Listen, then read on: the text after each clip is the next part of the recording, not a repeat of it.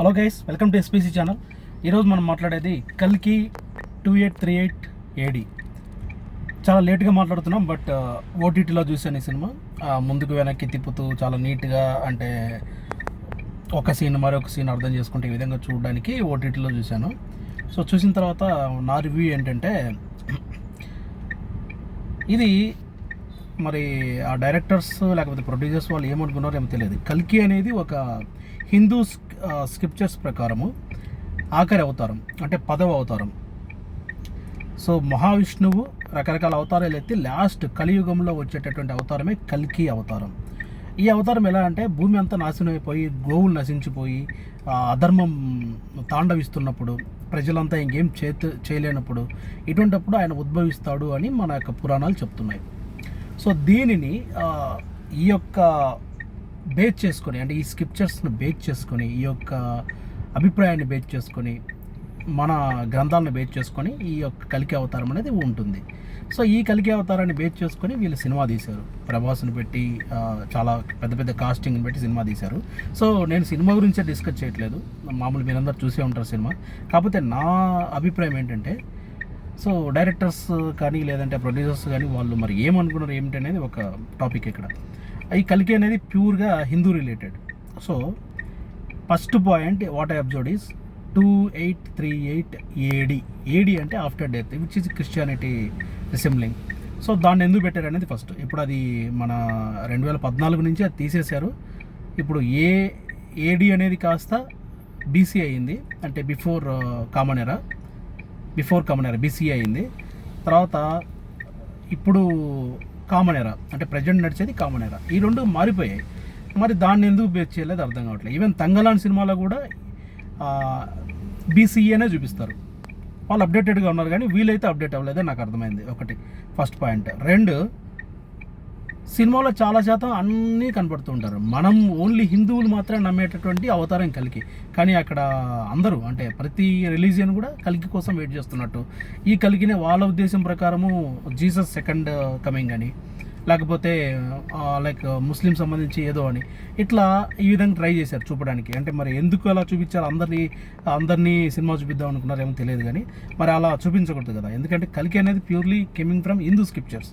అలాంటప్పుడు మరి నువ్వు అందరికీ అందుబాటులో, అందరికీ అనుకుంటున్నట్టుగా ఒక అవతారం లాగా చూపించడం అనేది first of all wrong.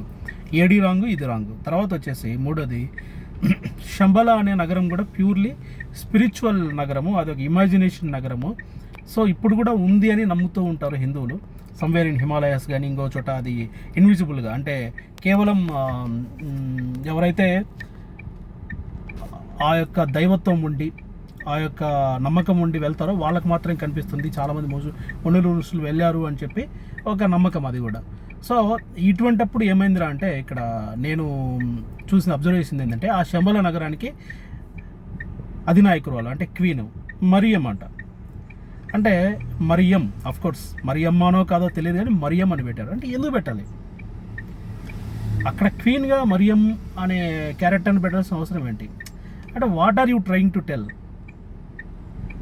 So cinema concept చూపిస్తే తప్పలేదు, కానీ అనవసరంగా ఇలాంటి టాపిక్స్ అని పెట్టి మన ఒరిజినల్గా మన బిలీఫ్స్ని, అంటే హిందువులు ఏవైతే బిలీవ్ చేస్తున్నారో వాళ్ళ బిలీఫ్స్ని ఓకే మనము అన్నీ సమానము, అన్నీ లేకపోతే ఇది అది అని వాళ్ళ చేత నమ్మించడానికి ఏమో నాకు అర్థం కావట్లేదు ఫస్ట్ ఆఫ్ ఆల్.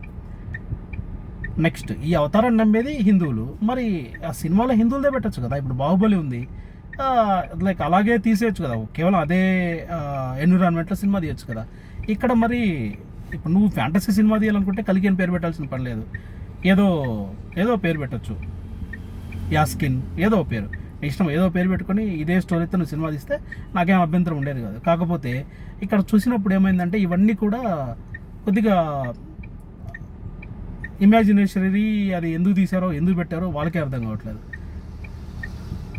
సో ఈ చదువు అనేది ఒకటే ఇంపార్టెంట్ కాదండి, అది ఆ చదువుని ఎలా ఉపయోగించాలి, అది అప్లై థాట్స్, అంటే మనం నేర్చుకుంది కరెక్టా కాదా అని కూడా మనము ఆలోచించాలి.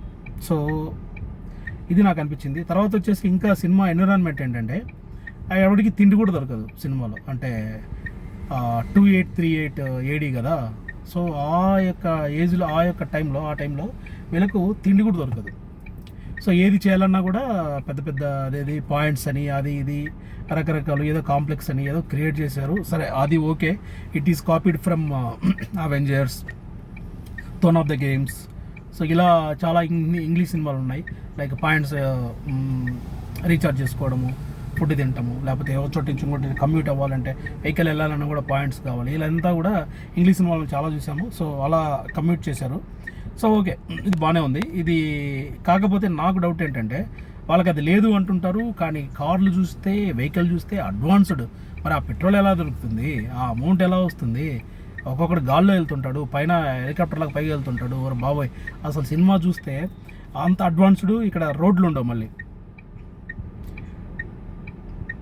మళ్ళీ ఎక్కడ చూసినా ఎడారిలో ప్రయాణిస్తుంటారు, ఎక్కడ చూసినా ఇల్లు ఉండవు పక్కన. వాళ్ళు ప్రయాణించేటప్పుడు మీరు అబ్జర్వ్ చేయండి, దుమ్ము ధూళి మొత్తం దుమ్ము ధూళి ఉంటుంది. కానీ అడ్వాన్స్డ్ వెపన్స్ గన్నులు చూసారండి మీరు సినిమాలో? అడ్వాన్స్డ్ వెపన్స్, మామూలు వెపన్స్ కాదు. తర్వాత ఇది వాళ్ళ వెహికల్స్ కూడా పైపైన వెళ్తుంటాయి, పెద్ద పెద్ద వెహికల్స్ పైపైన వెళ్తుంటాయి. మరి వాటికి ఫ్యూయల్ ఎలా వస్తుంది? మామూలుగా ఇప్పుడు మన సైంటిస్టుల అధ్యయనం ప్రకారము కనుమరుగైపోతున్న ఫ్యూయల్లో పెట్రోల్, డీజిల్ అండి. ఇంకొక 50 years 100 yearsలో దాదాపుగా కనుమరుగైపోయింది. అంటే చాలా తక్కువ లభిస్తుంది అనమాట. పెట్రోల్, డీజిల్ కూడా లైక్ యువర్ గోల్డ్, డైమండ్స్ లాగా అయిపోతాయి. సో ఎందుకంటే భూమిలో ఉన్న పెట్రోల్ అంతా మనం తీసేస్తున్నాము, దాన్ని మనం యూజ్ చేసుకుంటున్నాం కాబట్టి like it will be. So soon అది వెళ్ళిపోతుంది. కాబట్టి ఎలక్ట్రిక్ లేదు అంటే వేరే ఇతర ఇంధనాలు, మేబీ నీళ్ళతో భవిష్యత్తులో నీళ్ళతో నడిచే రావచ్చు, గాలితో కూడా నడిచే రావచ్చు, లైక్ నైట్రోజన్, హైడ్రోజన్తో నడిచే రావచ్చు. అలాంటివి కూడా మీకు ఉన్నాయి. ఇప్పుడు హైడ్రోజన్తో నడిచేవి అయితే జరుగుతున్నాయి, అది సూన్ మనం చూడబోతాం 5-6 సంవత్సరాల్లో. సో ఆల్రెడీ వేరే ఎలక్ట్రిక్ అయితే వచ్చేసింది. ఎలక్ట్రిక్ కూడా అండి, నీళ్ళు లేకపోతే ఎలక్ట్రిక్ రాదు. అదొకటి ఫస్ట్ మెయిన్ సోర్స్. రెండోది ఆ పవన విద్యుత్, అంటే గాలితో తయారు చేసే విద్యుత్. ఇవన్నీ ఓకే, మనం టాపిక్ పక్కెళ్ళిపోతుంది. సో ఈ విధంగా వెహికల్స్ అయితే మాత్రం అడ్వాన్స్డ్. మరి ఎలా తయారు చేస్తున్నారు ఏంటి, వాళ్ళకి ఎలా అమౌంట్ ఉంది, అదంతా అయితే పెద్ద కామెడీ. అది మరి ఎక్కడ ఫ్యాక్టరీలు ఉన్నాయి ఏంటి, పిచ్చి పిచ్చిగా వెళ్ళిపోతుంటారు. పెద్ద పెద్ద వెపన్స్ ఎక్కడ దొరుకుతాయో తెలియదు. తర్వాత చూస్తే ఫుడ్ దొరకదు వీళ్ళకి. ఒక బండి కొనాలంటేనే ఎన్నో పాయింట్స్ కావాలి. ఇలా ఇల్లాజికల్గా, ఇన్బ్యాలెన్స్డ్గా అయితే నాకు అనిపించింది సినిమా. సో హిట్ అయ్యి ఉండొచ్చు, లేకపోతే మీ అందరికీ నచ్చి ఉండొచ్చు. ఎందుకంటే ఈ లాజిక్ పాయింట్స్ అన్నీ ఆలోచించకపోతే మీకు నచ్చి ఉండొచ్చు, ఇల్లాజికల్గా పోయి ఉండొచ్చు. కానీ but as I feel it is illogical. I mean unnecessary points అన్ని పెట్టారు. ఇంకా పార్ట్ 1, పార్ట్ 2, పార్ట్ 3 కూడా రాబోతుంది కాబట్టి నేను ఈ వీడియో చేస్తున్నాను.